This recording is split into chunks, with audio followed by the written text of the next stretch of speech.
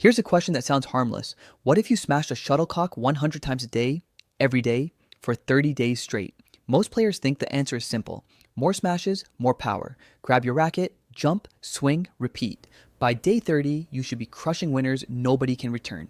But that's not what happens. Not even close. Because the smash isn't an arm movement. It's the most violent, most explosive motion in the entire sport.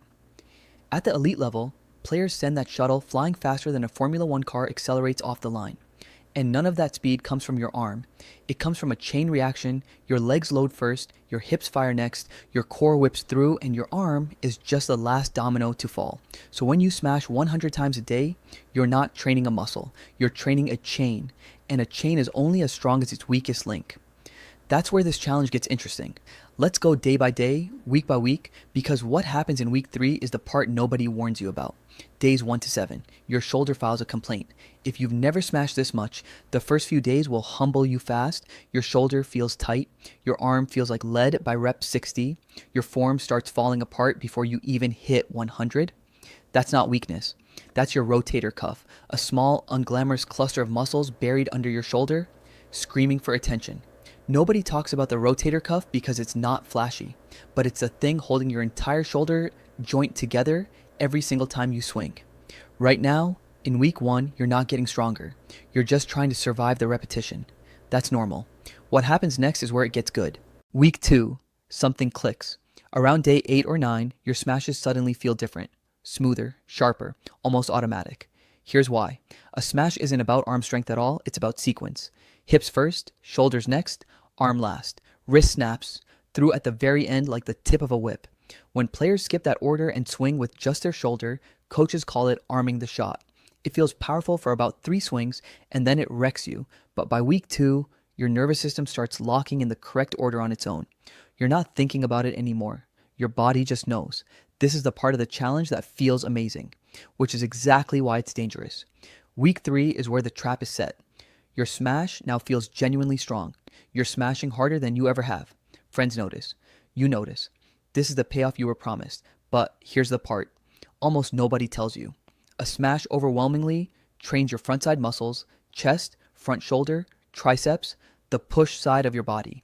It barely touches the muscles on the back of your shoulder, the ones responsible for slamming the brakes on your arm after every single swing. One small muscle in your upper back, the trapezius, is quietly one of the most important stabilizers in your entire shoulder. And if you're smashing 100 times a day while completely ignoring it, your shoulder is drifting out of balance with every single rep. You can't feel this happening. That's what makes it dangerous. It builds silently, then shows up all at once. So what actually happens by day 30? There are 2 very different endings to this story. Ending 1, you smashed with clean technique, added a little balance training, and rested when you needed to. Your smash by day 30 is noticeably faster, sharper, and more controlled than day 1.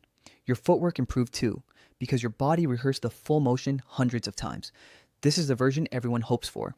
Ending 2, you smashed at full intensity every single day, ignored the warning signs, and skipped recovery. Somewhere around week 3 or 4, your shoulder starts feeling tight overhead.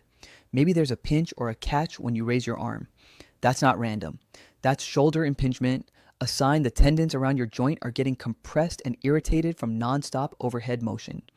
Ignore that long enough, and it can escalate into a rotator cuff strain, or worse, a labral tear that sidelines you for months. That's the version nobody posts about. So, which ending do you get? It comes down to 3 things, and none of them are complicated. First, technique beats volume every time. 20 smashes with perfect sequencing build more real power than 100 rushed, arm-only swings ever will. The moment your form starts slipping, stop. Tired reps don't build a better smash. They just teach your body bad habits at high speed. Second, train the muscles nobody sees. For every smash session, add something that hits the back of your shoulder, face pulls, rows, band pull-aparts. These aren't optional extras. They're the insurance policy that keeps your front side power from wrecking your joint.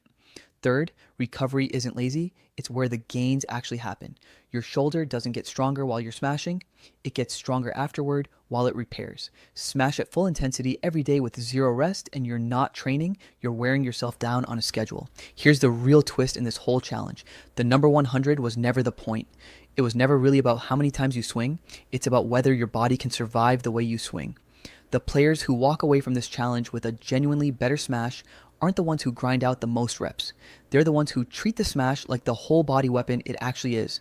Trained with precision, protected on the backside, and given time to rebuild. So if you want to try the 100 smash challenge, go for it. Just don't chase the number. Chase the version of your smash that's still hitting just as hard a year from now, not the one that burns out in 30 days.